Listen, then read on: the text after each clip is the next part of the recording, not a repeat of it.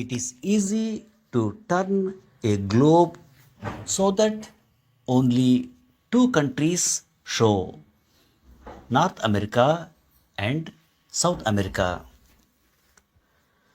The Atlantic Ocean separates them from Europe. This ocean is so wide that for centuries no one in Europe guessed that the Americas were there. The same ocean separates them from Africa.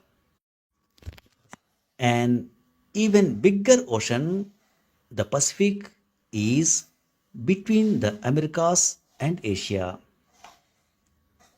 When in time the Americas were discovered, Europeans called them the New World.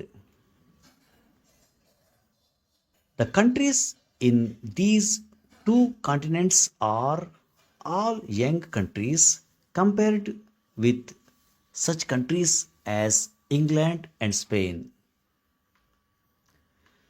No one, however, should get the idea that the America had no people until white men first reached their shores. There were Indians in both North and South America. Some of them were highly civilized. One name for half of a globe is hemisphere.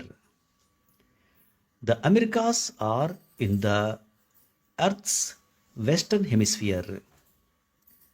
They stretch nearly 9,000 miles from north to south. The Isthmus of Panama joins them together. All of North America is north of the equator. Most of South America is south of it. Most of South America, therefore, has winter when North America is having summer, and the other way round. Many people think of South America as straight south from North America. It is not. South America is much farther to the east. If a person traveled straight south from New Orleans or Denver or San Francisco, he would not reach South America at all. Three countries, that is, Canada, the United States, and Mexico, take up most of North America. South of Mexico, there are 7 small countries. These countries together are often spoken of as Central America. Central America is not a separate continent. It is a part of North America. South America is made up of 13 countries. Latin America is a name one often hears. Latin America is the part of the America where Spanish or Portuguese is spoken. Spanish and Portuguese both come from the old Latin language. Latin America is made up of Mexico and other countries of Central America and South America. Of course, English is the main language of the United States and Canada. In the years just before Columbus discovered America, Lorenzo the Magnificent was the ruler of the city of Florence in Italy. In Lorenzo's court, there were many famous people. There were great artists and poets. There were great scholars too. And one of the young men in the court was to give his name to nearly half the world. But this no one guessed. No one paid much attention to him at all. He was Amerigo Vespucci.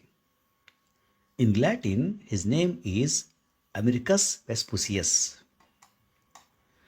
Americus Vespucius probably did not deserve to have two great continents named for him. No one can be sure.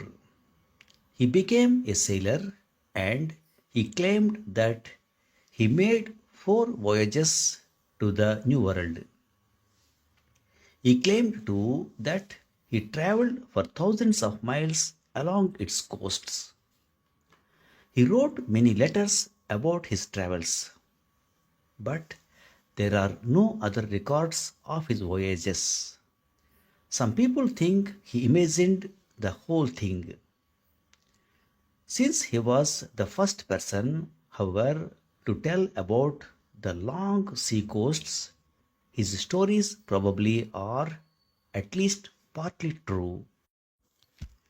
He probably did sail to the New World on four expeditions, but was not the leader of any of them.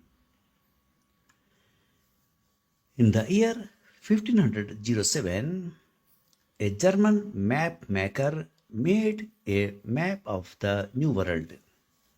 He wanted a name for the lands that had been discovered. He had heard of the voyages of Americus Vespucius and decided to make a name from his.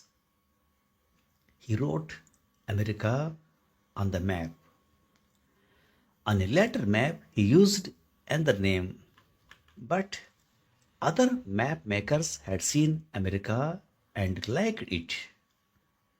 The continents became the Americas. Thank you very much.